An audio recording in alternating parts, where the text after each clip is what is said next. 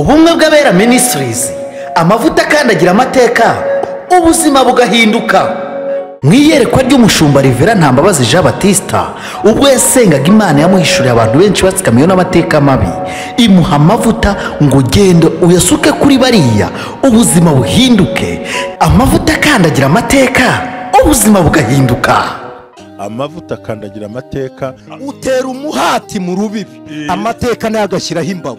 Gubyara umwana wamubyarira mu mateka ukamita mbarimo mbaye. Mfite amateka yo kubumba amategura, mbumbira umudugudu tutuye. Amateka urayazira kandi nta kintu utakoze.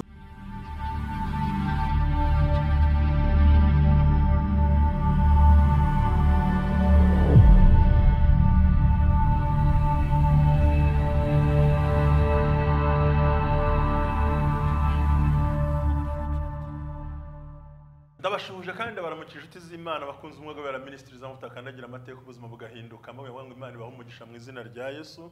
Tugeze ku munsi wa gatandatu w'amasengesho aho turi gusenya karande n'imbaraga zikuzimu zose.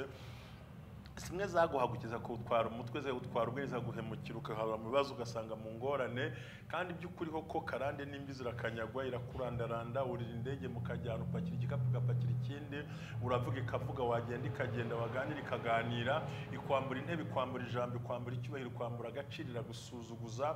Mbe make n'umwuka mubi ukugenda iruhande ku manywa na nijoro ko tubasha kugira ibintu ugeraho. Uko biri kose wisanga wahuye n'akaga gakomeye kuri izo nzira zose. Kadusenga n'Imana.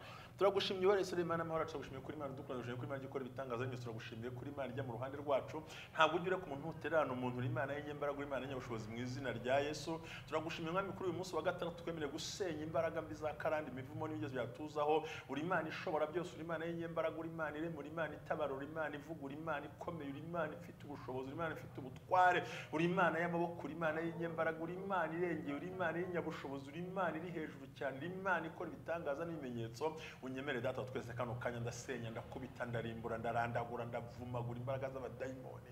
Mwamunyemerera kanya tugiye kubana kuri uyu munsi wa gatandatu. Iyi karande ya mwambo y'amafaranga, mwambura ubuzima, mwambura akazi, mwambura agaciro, mwambura umuryango, mwambura umwana, mwambura amahoro, mwambura umutekano, mwambura ubuzima, mwambura icyerekezo, imwibira vizi, imwibira inyenyeri, imwibira destination, imwibira ibintu byose. Ahagaze aho yihebye, yumva yakwiyahura, ubuzima bwaramurambi, yumva yatabasha kugaragariza ahantu bamugoye. Ndasenze mu izina rifite imbaraga rya Yesu Kristo ko mwashobora bitangaza n'ibimenyetso, kandi uwera wa Israel Imana y'amahoro wigaragaze nk'Imana iri hejuru ya byose kandi ukora ibitangaza. Ndasenze n'inginga do caste for line mly the peace on fair, ukora ibitangaza, uyerekana uri Imana ishobora byose, uri Imana y'inyembaraga, uri Imana igikora ibirenze uko umuntu yatekereza, kandi ufite ubushobozi, ufite n'ubutware, urakomeye ku buryo budasanzwe. Mwami unyemere kano kanya ndasenya zino mbaraga mbi zose mwami, kubamaze kubahiriza kondisiyo zo kugira ngo bakurweho karande, bafashe mwami kandi ubagirire neza.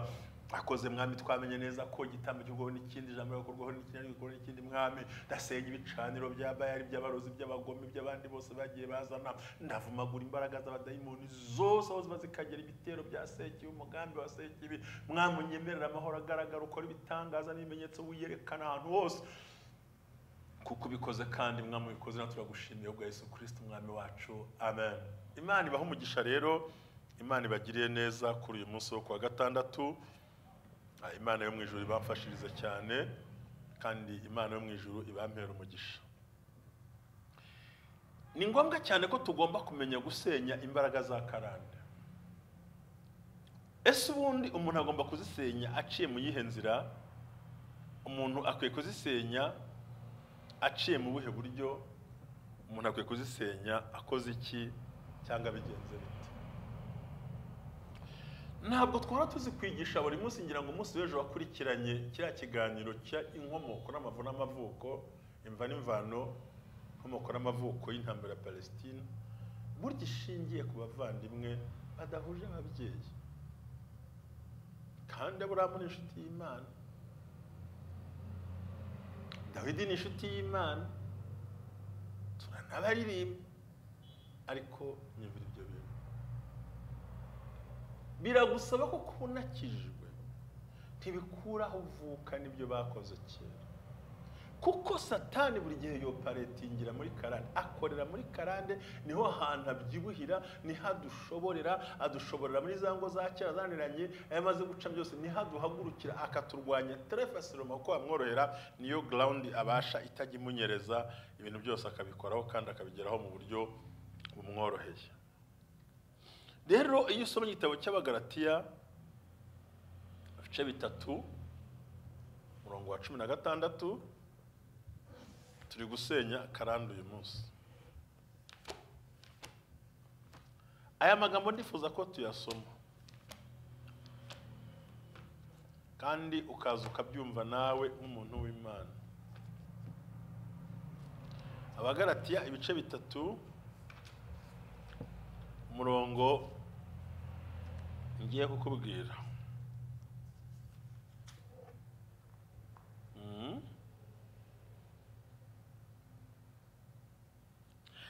Ngo Kristo yaduhindujije, yadukije umuvumo uterwa n'amategeko igihe yahinduraga ikivume, yihindura kimwe ku musaraba, yihindura kimwe ku bwacu, nkuko byanditswe ngo umuntu wese umanitswe ku giti avumwe, aba yaravumwe. Ibyo kwari kugira ngo abatari abayuda tuvumuka. Aha ni ku itegeko. Ni ukuvuga ngo ugomba gusenga uvuga ngo ndatangaza, haleluya, yuko Kristo ari unkuraho umuvumo, uko yankuyeho amategeko y'icyaha, ni nakankuraho umuvumo wa karande wose. Icyo bita kudekarara, kuprokarama, haguruka utangaza. Umaze gukora ibyo usabwa, waramaze kwakira Kristo akakubera umwami n'umukiza, ukamenya ko igitambo gisimburwa n'ikindi, haguruka n'ururimi rwawe utangaze uri kumwe n'umushumba wawe, uvuga ngo naracunguwe, ndibohora, nditandukanya n'imbaraga za karande n'uvumo uwo ari we wese ushingiye ku gisekuru cyanjye.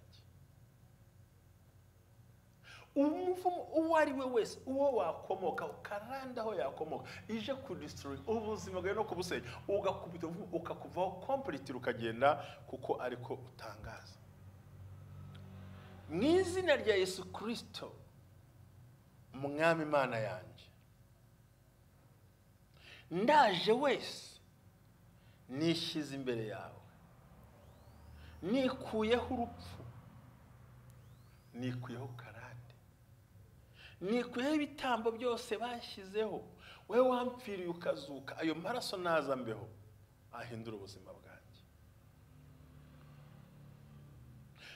Ugasenga uti Kristo ndagusaba ngo nkura muri iyi mva, nkura muri uyu mwobo, nkura muri aya marira, nkura muri uyu mwuka undi hejuru, undusha imbaraga, undusha ubushobozi.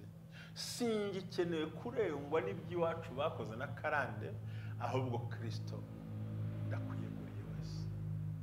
Come and save me, come and protect me. Hallelujah. Ugomba kuvuga ngo navutse mu nda ya mama, uko navutse nuko nabayeho ntijyana byisanzemo. Ndagusabye ngo Kristo wowe ntunganya, ungirire neza, undengere kandi ibintu bimveho.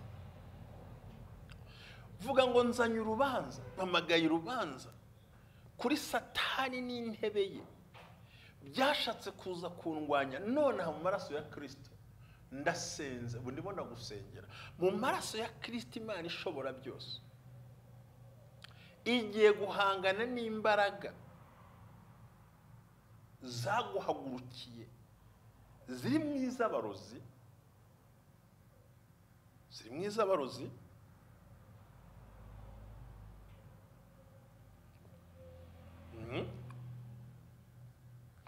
ngiye guhangana imbaraga mbi zimwe zaguhagurukiye, ziri mu iz'abarozi. Aho tumwe turagendana cyane ukabisobanukirwa. Abarozi, imbaraga z'umwijima, umuvumo wose n'ikintu cyose cyanzanyeho, mu izina rya Yesu nkikwirukanyeho, nawe kirukaneho. Ariko bikeneye akanwa kawe. Nubwo hari umuhesha w'umugisha, hari ugufasha kubohoka, ariko ni wewe wa mbere ugomba kubyikorera. kubwa Yesu Kristo nirukanye umuvumo wose ungendaho, nirukanye karande yampagurukiye ashaka kurwana nanjye, nkuko byanditswe, nkuko mbivuze, umuvumo utaravuzwe, uwavuzwe, uwanditse, utaranditswe, uwo batransfeye, uwo bakohererejeho wose, uwo wakuye mu konka amashereka y'umubyeyi, ayo wakuye mu maraso y'umubyeyi wawe, aho uvuka naho uva, ndabikatinga kano kanya mu izina rya Yesu Kristo w'i Nazareti, maze wakira imbaraga zo gutabara. Ibi barabivuga. Imana iguhe umugisha, kandi Imana ikugenda iruhande. Vuga ngo nzanye amaraso ya Kristo y'igitambo kizima, mwana w'Imana, yamenwe ku musaraba ku bwanjye, kandi nishyize mu maraso ya Kristo, nihuje n'igitambo Kristo yacanye, kugira ngo bihagarike imbaraga mbi zose ziri ku buzima bwanjye. Shyize Kristo mu kubaho kwanjye, mwana w'Imana, nanjye mpindutse igitambo kizima kuko ndi muri Kristo Yesu. Ntabwo ibya karande bigomba kunzaho. Senya ibyo bintu, ukoresha ayo magambo. Vuga ngo uyu munsi ndatangaza, I declare, ndatangaje, ndemeza ko ntandukanye n'imihango n'imigenzo, ibyo iwacu bakoraga, ibyo abandi bakora, ibyambagaho, ibyaha byose, nitandukanije n'imigenzo yabo, nitandukanije n'ibyaha byabo, nitandukanije n'imitekerereze yabo. Ubu ufite gutekereza kuri muri Kristo Yesu kunzanira amahirwe mu buzima. Mu izina rifite imbaraga rya Yesu Kristo n'amaraso yiwe, ndasenya imbaraga zose zari zarafashe amasezerano yanjye, zigafata ibyanjye, zigafata abana banjye, zigafata business zanjye. Izi mbaraga ndazigijeyo, ndazikubise, ndaziranduye, mpamagaye Imana ishobora byose. Hallelujah. In the name and the blood of Jesus Christ, I break the power and the hold of every curse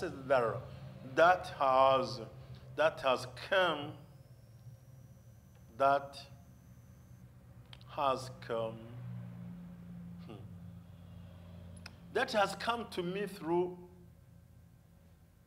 general curses by igitambo kizima cya Kristo. Ubu nimvugo y'akanwa kawe, menya kwiyambura ibikuremereye. Ukuzi kwambara umwenda uti mwambaye kabiri sinawusubiramo, mwambaye rimwe sinawusubiramo, nubwo udafite umwanda, nubwo udafite ico, ariko nawambaye, nta mpamvu yo kwisubiza cyuya nikuyeho. Rero mu izina rya Yesu Kristo w'i Nazareti, urasubiramo ngo ndasenya imbaraga mbi zose zafashe, zigafata ibyanjye, zigafata ibyo nkora. Ndakwita imivumo na karande zose zinzaho. Ndashaka gusenya ubutware bwa Satani no gutangira igisekuru kizima kizira umuze, kizira izo ndwara. Ndikuraho indwara zo mu muryango, ndikuraho umuvumo mu muryango. Ndashaka ubuhiriwe no kwakira, nshaka kuba undi muntu. Kandi bose nazanyweho n'umukoresha, n'undi yantongereye, n'undi yanshyizeho. Ibyo byose mbyikujeho, kuko tuzi neza ko mu muvumo hariho ababyeyi, hariho Imana na Satani, ariko hariho na other party. Pati ya gatatu y'indira ya kane irahari. Abantu bafite ubushobozi, abakoresha bawe, none se yakwirukanye ugatakaza akazi, ntabwo ubyumva. Ibyo byose tugomba kubimenya nk'abantu b'Imana, tukamenya gukora ibyo dukora kugira ngo Imana itugire neza. Imana iguhe umugisha. Ubwo mvuga ngo mu izina rya Yesu Kristo, ndasenya imbaraga z'amagambo yamvuzweho, nyavuzweho n'ufite ubushobozi, nyavuzweho n'ababyeyi, nyavuzweho n'umukoresha, nayo nivuzeho, ayo Satani ampigaho, ndayashenye mu izina rya Yesu Kristo, mpagaze nk'umuntu ukorera Imana. Amen. Ongera utere intambwe uvuga ngo mu izina rya Yesu Kristo wadupfiriye, nirukanye imbaraga mbi zose zafashe ibyanjye byose, biciye mu mico y'imigenzo y'ababyeyi bacu bakera tubahaga Imana. Ukavuga uti mu izina ryawe rifite imbaraga Yesu Kristo, ndasenya imbaraga zose mbi z'umuvumo na karande byanyuze ku bintu bifatika n'ibiboneka, byaciye mu bantu bakera, abafiteho ubushobozi n'abandi bose bagize uruhare. kavuga uti mu izina rya Kristo ndatangaza ku mugaragaro yuko itegeko ryose n'ikintu cyose abanzi bakoreragamo aka kanya ngishenye, ngikuyeho, nkivanyeho, kibaye destroyed, kandi ko Satani adafite ubushobozi na bumwe ku kintu cyose, yaba umuvumo wa karande, ibitambo bagutanzeho, ibyo bakuvuze, any kind of sacrifice, icyo bavuze cyose n'icyo bakoze cyose ugishenye mu izina, nciye mu maraso ya Yesu Kristo w'i Nazareti, I am free. Hallelujah. Nciye mu maraso ya Yesu Kristo, through the blood of Jesus Christ, I am free, totally free. Hallelujah.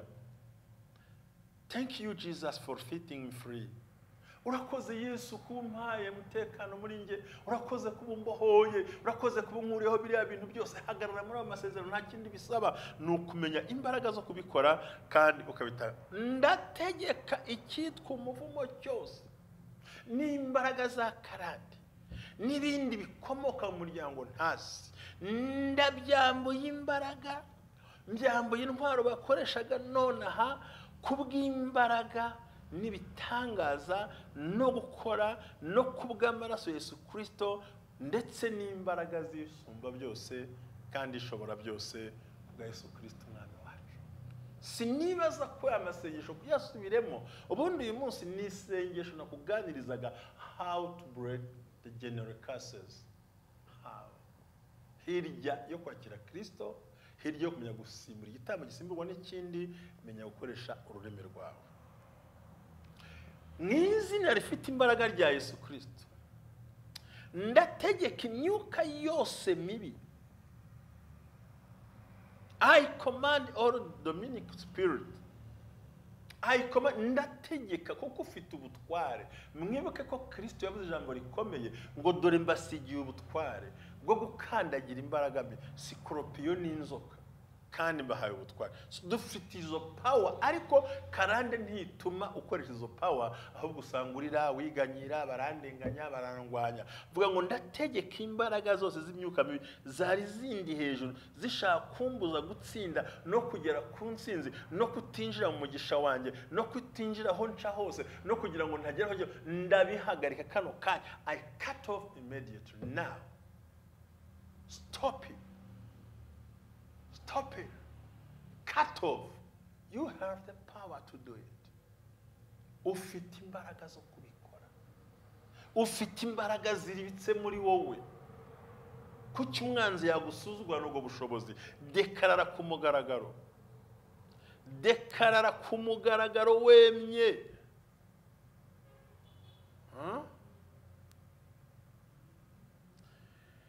Agasuzuguro n'igisuzuguro haba mu rugo, mu buryo bwanjye buzima, ndabisenye, ndabifunze uhereye nonaha. Mu kimbo nari nsuzuguyemo, ngiye kubona agaciro, ngiye kubona ubushobozi, ikuzeho iyo myanda mibi kuvuga izina rya Yesu.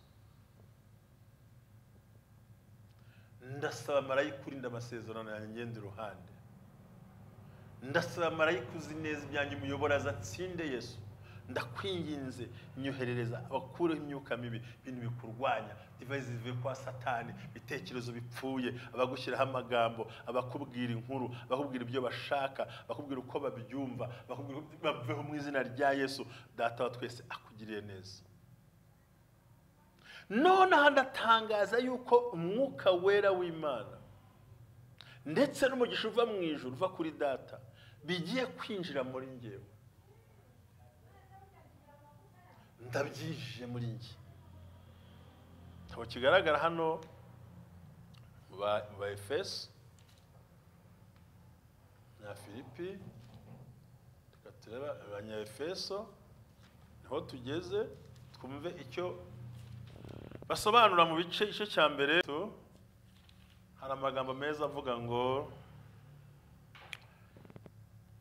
nihasingizwe Imana se w'umwami wacu Yesu Kristo, wadusenderejeho imigisha yose ya mwuka iyiduhereye ahantu ho mu ijuru.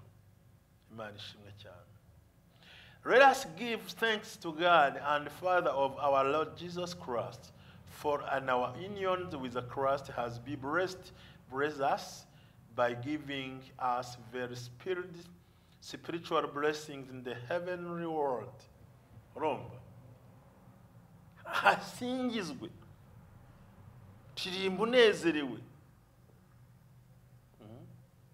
Reka dushimire Imana se w'umwami wacu Yesu Kristo wadusenderejeho imigisha yose ikomoka mu ijuru. Dekarangire tangaza ngo iyo migisha yose n'uburenganzira bwayo n'imigenzo yayo no gukundwa n'Imana bigiye gusimbura umuvumo n'akarande byari bindiho. Ubukene busimbuye n'ubukire, uburwayi busimbuye no gukira indwara, ubumuga busimbuye no guhaguruka, indwara isimbuye n'ubuzima, agahinda gasimbuye n'umunezero. Dekarara ko hari ibintu bisimbuye ibindi ku buzima bwawe kuko niyo soko yo guca muhanga. Dekarara ko agasuzuguro gakuwe haje icyubahiro. Dekarara ko ugize ubuzima budasanzwe muri wowe. Dekarara ko Imana igutabaye. Vuga ko Imana ihagararanye nawe kuko hatubwiye ngo nihasingizwe Imana se w'umwami wacu Yesu Kristo wadusendeje imigisha yose ya mwuka yiduhereye ahantu ho mu ijuru. Hallelujah. Kubumva icyongereza, let us give thanks to God and Father at our Lord Jesus Christ, for I am in your union which Christ has blessed us by giving us every spiritual blessings in the heavenly world. Ivuye ahantu ho mu ijuru. Dekarara ko Imana ihinduye ubuzima, izanye icyerekezo, igutabaye, iguhagaze, ikora ibitangaza, ikoze umurimo cyane. Zamura uvuge ngo kubw'imbaraga z'umusaraba wa Kristo n'ubushobozi n'ubutwari wo gukora kw'Imana nibyo mwikuyeho mu myanya asimbuye ibintu byose, ibyara umuvumo, ibyara agahinda, ibyara umubabaro, ibyara amarira, kwangwa, igisuzuguriro, kwambuka uburyo, kutagira uburenganzira, kutagira ubushobozi, kutagira uburenganzira, guhomba uko wiboneye, gutwarwa ibyawe, kugenda utabibona, kutazi aho werekera, agahinda, amarira, amaganya. Ibyo byose bikubitishe kuvuga ngo twakiriye imigisha yose iva mu makumana ubwayo. So rero imigisha w'Imana uza ukavaringa ikintu cyose cyari kikuriho in the name of Jesus, that authority. Urongera ngo kandi Kristo ndizera ko uje byose. Uri umunyembaraga basha kunsindira. Ni byiza ko usoza uvuga ngo Mana nguhaye icyubahiro n'agaciro Yesu Kristo kandi nzahora nkuramya ngusingiza. Ikintu cyari cyo cyose nzagusenda gushimiye in the name of Jesus Christ of Nazareth who come afresh. Utangire wumva impinduka muri wowe. Ubundi ni ryari tumenya ko karande yatuvuyeho? Nuko twumva ubuzima butandukanye n'ubwo twari turimo, butandukanye n'ubwo twabayemo, butandukanye n'ubwo twicayemo, butandukanye naho twerekera, ahubwo la vie spirituelle ni ubuzima bwa mwuka butuvanaho cya kintu cyose. Dekarara mu buzima bwawe. Iyo umaze kumenya ko ijambo rikurwaho n'irindi, ukamenya ko igitambo gikurwaho n'ikindi, ukamenya ko ukeneye umushumba wabisigiye akagusengera, ahasigaye ugomba kumenyereza ururimi rwawe. Ndagira ngo umunsi wo kuwa gatandatu nge nawe dufatanye kudekarara ku mugaragaro. Ni declaration igomba kuba iri very strong, iri mu buryo bw'umwuka, itari mu buryo busanzwe bwo gukina. Nakubwiye ngo nta musazi wemera ko yasaze. Buri gihe umusazi akubwira ko ari muzima. Iyo yemeye ko arwaye burya hari ikintu gisobanura. Rero ntuzishinga bamazwe na za karande. Dekarara nshuti. Ese urashaka guhora wisazira wenyine ubu waremeye gupfa wenyine koko pe ngo nta myaka utashakamo? Ikintu numva aho bihuriye. Abana bicaye mu rugo rwafite imyaka 40 bamuje gushaka, wewe ntumva ko bangamiye nicyo kintu gikomeye. Ese ubona abana bakora divorce we nta gahinda ugira? Ese ubona uyu munsi bakubenga uri mwiza we nta gahinda ugira? Ese kubona uyu munsi ucuruzwa akora n'ikintu ugira we nta gahinda ugira? Ese kubona ibyo waruhiye abantu babigutwara? Biravuze ngo hamuzahinga hasarura urundi. Reba miliyoni bakwambuye, reba ibihombo winjiyemo, reba ubuzima bubi winjiyemo, reba imibaro winjiyemo, reba ikintu cyose kirwanda kigiye guseseraho kikurwanya. We ntubona ko bangamiwe? Wari ugeze ku mafaranga niki? Uyu munsi ugeze he? Wari umeze gute umunsi ugeze he? Umugabo mwakundanaga ageze he? Uyu munsi ubuzima ni bumeze bute? Ntiwicaye mu gahinda gakomeye? Ese uyu munsi umerewe ute muri wowe? Ntago wicaye mu ngorane za buri kanya? Hari n'umwe gutekereza urwego wari urimo ni rwurimo, urwo wagombye kuba urimo ni rwurimo, urwego rw'imibereho isanzwe mu buzima busanzwe. Ariko dusomye ijambo ry'Imana ngo nihasingizwe, nihashimwe Imana data yaduhaye imishikomoka mu ijuru. we ntubabajwe no kubona ukorera abandi uheze mu ruhavu rw'abandi kandi bakagiza amaboko. We ntufite ikibazo cyo kubona uyu munsi wa none urwego rwiza wari urimo uyu munsi waruhuguyemo. Ntabwo ubona ko waguze inzu cyane ariko abigeretse. None se niba ngo muzubaka mu nzu ziturwemo n'abandi urayiruhiye ko barayikwambuye kubera cyane ugiye kongera gukodesha. Ntabwo ubona ko uruzerero rwakumaze n'abawe. Ntabwo ubona ko amakuba n'ibyago mu kigo abandi bicaye amaze kwisetinga bamaze kubaka ubuzima wowe uracyazerera uracyabunga. Isi iracyakuzerereza mu bitekerezo ntaho gushinga ibirenge ufite umeze nka ya numa yabuze aho yerekera ikagaruka. Urajya gukandagira ugasanga hakandagiye abandi, urashaka kuvuga ugasanga abandi baravuze. Nta kintu na kimwe ubasha kubona kigukundira ngo winjiremo wumve ko utabawe. Ntabwo biri ngo bikunda. Satani yamaze guhagurukira ubuzima. Ese we ntubona ko bibabaje koko? Please listen to banaki nyumva nshuti yanjye ntega amatwi. Brother and sister, bene data bashiki banjye, we ntubona ko umeze nabi? Nehemiya aravuga ngo yemwe ntimubona ko tumeze nabi? Nimuhaguruke twubake. Amarembo yarahiye. Amarembo yarahiye.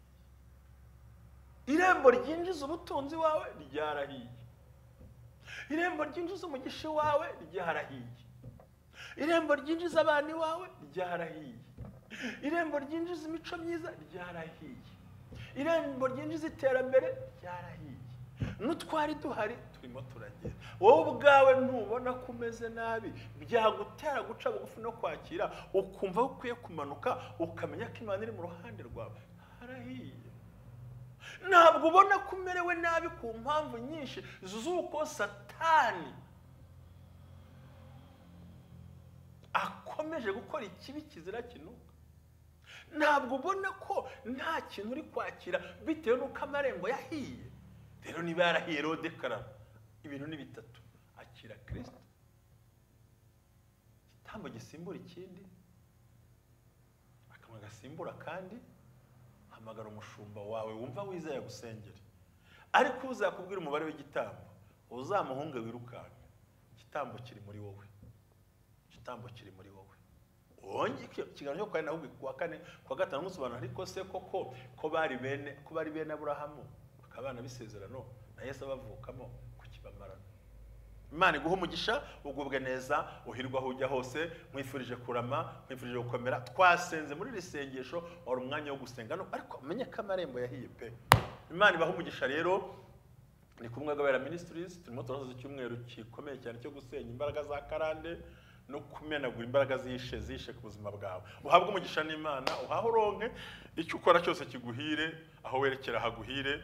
Mbifurije kuzagira icyumweru cyiza, mbifurije batabarwa n'Imana ishobora byose. Muri aya masengesho Imana yankoreye ikintu gikomeye, umutima wanjye uranezerewe cyane kuko yatumye mbona ubuzima bwaruka mu cyerekezo cyiza. Muhabwe umugisha n'Imana, data barinde, mudukunze, muduhamagare, mukore, mwiyandikishe nyaboneka. Ibiganiro nk'ibi ntukabihishe uwawe, kimwohereze yenge kukireba ariko wakimuhaye ubyihorere gusa maze wirebere aho bukera bizakunda. Sengera umuryango wawe utawutonganije, sengera ufite karande utamuhahamura, menya uko wisobanura no kubitwara. Urakoze Mana, turagushimye kubanye natwe. Shyigikira buri wese udukeneye muri Imana kandi umufashe umurengere kugira ngo yakire uwo mugisha mu ijuru bwa Yesu Kristo umwami wacu. Amen. Shalom shalom. Ahubwo umugisha n'Imana ishobora byose. Ubumwe bw'Abera Ministries, amavuta akandagira amateka, ubuzima bugahinduka. Mwiyerekwa ry'umushumba NTAMBABAZI Jean Baptista ubwo yasengaga Imana yamuhishuriye abantu benshi batsikamiye n'amateka mabi, imuha amavuta ngo gende uyasuke kuri bariya ubuzima buhinduke. Amavuta akandagira amateka, ubuzima bugahinduka. Amavuta akandagira amateka, utera umuhati mu rubibi, amateka nayo agashyiraho imbago. Ngubyara umwana wamubyarira mu mateka ukamwita mbarimo mbaye. Mfite amateka yo kubumba amategura, mbumbira umudugudu tutuyemo. Amateka urayazira kandi nta kintu utakoze.